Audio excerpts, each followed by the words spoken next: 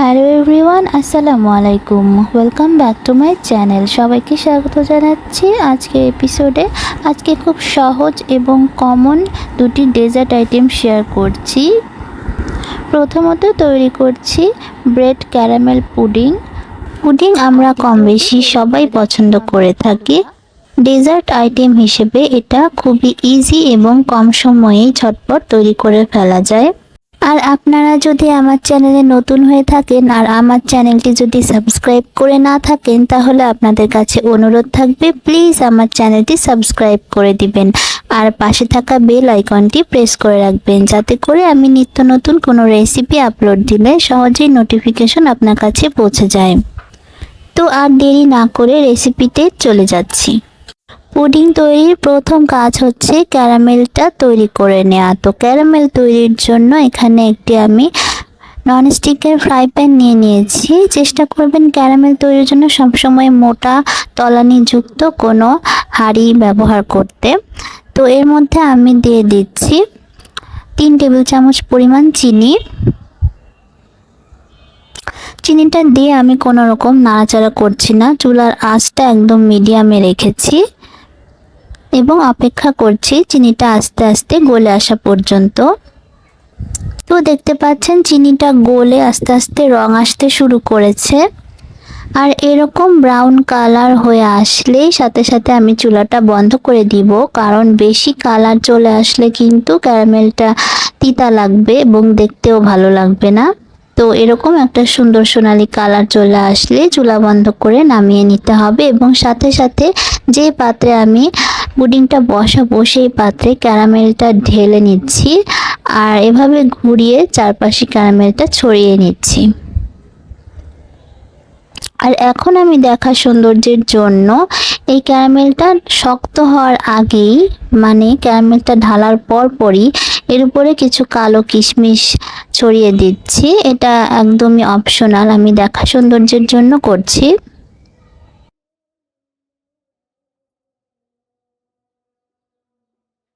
Caramel তৈরির পর্ব শেষ। এখন চলে যাচ্ছি পুডিংয়ের ব্যাটার তৈরি করতে। আর এর জন্য একটি বাটিতে আমি রুম টেম্পারেচারে রাখা 2টা ডিম নিয়ে নিয়েছি। আমি মিডিয়াম সাইজের 2টা ডিম নিয়েছি এখানে। আর দিয়ে দিচ্ছি আমি হাফ কাপ পরিমাণ চিনি। ডিম আর চিনিটা হ্যান্ড হুইস্কের সাহায্যে ভালোভাবে মিক্স করে নিতে হবে। চিনিটা যখন একদম গলে যাবে তখন আমি এর মধ্যে দিয়ে দিচ্ছি হাফ চা চামচেরও কম এলাচের গুঁড়া। আপনারা চাইলে এখানে ভ্যানিলা এসেন্সও ব্যবহার করতে পারেন, তবে আমি এখানে এলাচের গুঁড়াটাই ব্যবহার করছি। আর এখন আমি দিয়ে দিচ্ছি নর্মাল টেম্পারেচারে থাকা দুধ। এখানে আমি দুধ দিচ্ছি 1.5 কাপ পরিমাণ। আপনারা চাইলে এখানে 1 কাপ পরিমাণও দিতে পারেন, মানে 250 ml দুধও দিতে পারেন, তবে আমি এখানে 300 ml এর মতো দুধ দিচ্ছি। 1.5 কাপ পরিমাণ দুধ আমি দিচ্ছি। দুধটা আমার আগে থেকে জাল করে ঠান্ডা করে নিয়েছি। আমি এই দুধটা ঘন করে নিইনি, এখানে আমি গুঁড়া দুধ ব্যবহার করব। দুধটা দিয়ে মিক্স করে নিয়েছি আর এখন আমি দিয়ে দিচ্ছি 3 টেবিল চামচ পরিমাণ গুঁড়া দুধ। গুঁড়া দুধটা দিয়ে আবারও ভালোভাবে আমি মিশিয়ে নিচ্ছি। তো মিশিয়ে নেওয়া হয়ে গিয়েছে। এখন আমি 2 পিস পাউরুটি চারপাশে ব্রাউন অংশটা কেটে ফেলে দিয়ে এভাবে টুকরো টুকরো করে নিয়েছি। এই ব্রেডের পিসগুলো আমি পুডিংয়ের মিশ্রণের মধ্যে দিয়ে দিচ্ছি। এখন চামচ দিয়ে হালকা হাতে মিশিয়ে নিয়ে এটা আমি পুডিংয়ের পাত্রে ঢেলে নিচ্ছি। তো আমি ঢেলে নিয়েছি।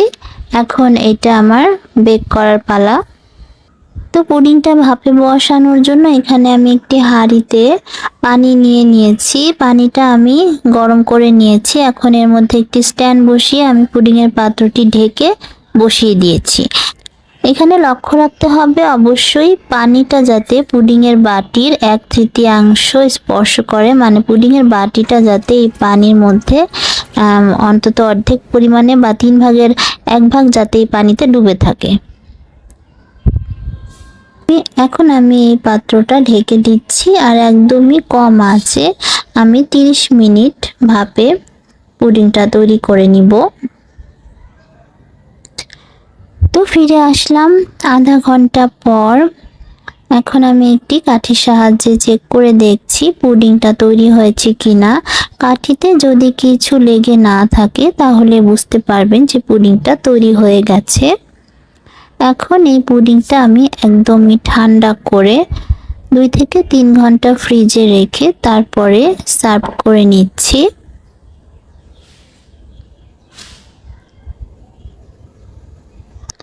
পুডিংটা আমি ডিমোল্ড করে দেখিয়ে দিচ্ছি। দেখতে পাচ্ছেন পুডিং এর ক্যারামেলের কালারটা কতটা সুন্দর এসেছে এবং পুডিংটা অনেক সফট এবং অনেক ডেলিশিয়াস হয়েছে।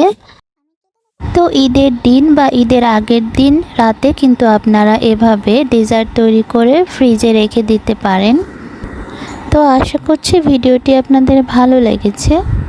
আর ভালো লেগে থাকলে প্লিজ একটি লাইক করে দিবেন এবং আমার চ্যানেলটি সাবস্ক্রাইব করে রাখবেন।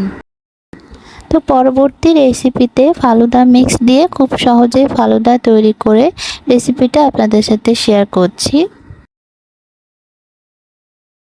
আশা করছি রেসিপিটি আপনাদের ভালো লাগবে। যারা ঝামেলাহীনভাবে ঝটপট ফালুদা তৈরি করতে চান তারা এই রেসিপিটি ফলো করতে পারেন। তো এখানে আমি রাঁধুনি ফালুদা মিক্সের ভ্যানিলা ফ্লেভারটা নিয়েছি। এখন এটা আমি ওপেন করে দেখাচ্ছি কি কি আছে এটার মধ্যে। তো এটার মধ্যে 2 কালারের জেলি আছে, জেলাটিন, আর আছে হচ্ছে ফালুদা মিক্স, সাবুদানা নুডলস বা বিভিন্ন উপকরণ দিয়ে তৈরি। এখানে চিনি সবকিছুই দেয়া থাকে এই প্যাকেটটার মধ্যে। তো প্রথমে জেলোগুলো তৈরি করে নিব। তো জেলো তৈরির জন্য প্রথমে আমি একটি হাঁড়ি বসিয়ে দিয়েছি, তার মধ্যে জেলোর প্যাকেট থেকে সবগুলো জেলো আমি দিয়ে দিলাম। আর এর মধ্যে দিচ্ছি 1.25 কাপ পরিমাণ পানি। মেজারমেন্ট কাপ দিয়ে আমি 1.25 কাপ পানি মেপে নিয়েছি। 1.25 কাপ মানে 1 কাপের একটু কম। এখন আমি অনবরত নাড়তে থাকবো চুলার মিডিয়াম হিটে আর অপেক্ষা করব বলক আসা পর্যন্ত।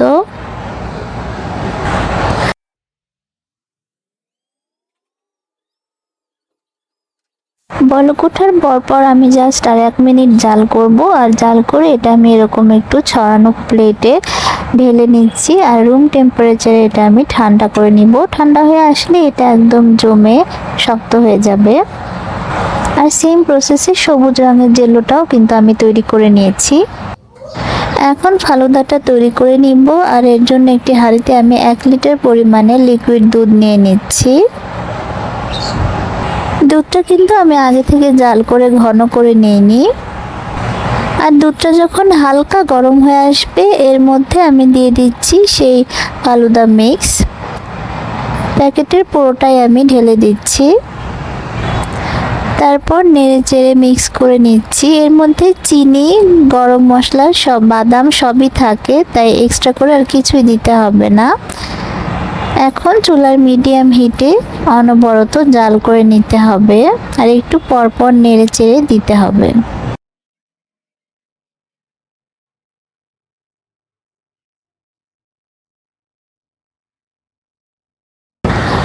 এখন আমি এক্সট্রা স্বাদ বাড়ানোর জন্য এখানে 1/2 কাপ পরিমাণ হালকা কুসুম গরম পানি নিয়েছি। আর এর মধ্যে আমি 3 টেবিল চামচ পরিমাণ গুঁড়া দুধ নিয়ে মিক্স করে নিচ্ছি। মিক্স করা হয়ে গেলে এটা আমি একটা সাইডে সরিয়ে রাখছি। তো প্রায় 15 মিনিট মিডিয়াম হিটে আমি জাল করে নিয়েছি। এর মধ্যে সাবুদানা নুডলস সবকিছু মোটামুটি সেদ্ধ হয়ে এসেছে আর এরকম একটু ঘন হয়ে এসেছে। এখন আমি যে দুধটা গুলিয়ে রেখেছিলাম গুঁড়া দুধ সেটা আমি লাস্টে দিয়ে দিচ্ছি।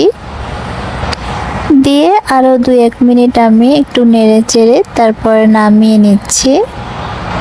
এটা কিন্তু এর থেকে বেশি ঘন করা যাবে না, এরকম একটু পাতলা থাকতেই নামিয়ে নিতে হবে, কারণ ঠান্ডা হয়ে আসলে এটা আরও ঘন হয়ে যাবে।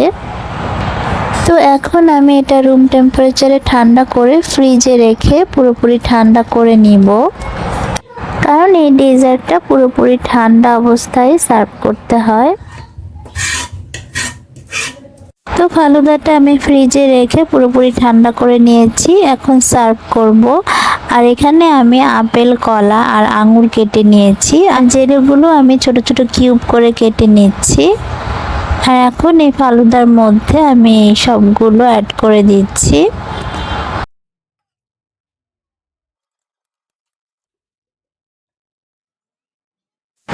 আর এখন পছন্দ মতো সাজিয়ে নিচ্ছি, উপরে কিছু ফল আর তারপর জেলো, আর সবশেষে আইসক্রিম আর পেস্তা বাদাম কুচি দিয়ে আমি সাজিয়ে নিচ্ছি। আপনারা আপনাদের পছন্দ মতো আলাদা আলাদা গ্লাসে বা ছোট ছোট বাটিতেও সার্ভ করে নিতে পারেন। তো তৈরি হয়ে গেল ভীষণ মজার ঠান্ডা ঠান্ডা ফালুদা। রাঁধুনি ফালুদা মিক্স দিয়ে কোনো রকম ঝামেলা ছাড়াই ঝটপট তৈরি হয়ে গেল। তো আশা করছি রেসিপিটি ভালো লেগেছে। ভালো লেগে থাকলে একটি লাইক করে দিবেন এবং আমার চ্যানেলটি সাবস্ক্রাইব করে পাশে থাকা বেল আইকনটি প্রেস করে রাখবেন। তো আজকে এখানে বিদায় নিচ্ছি, সবাই খুব বেশি ভালো থাকবেন। আল্লাহ হাফেজ।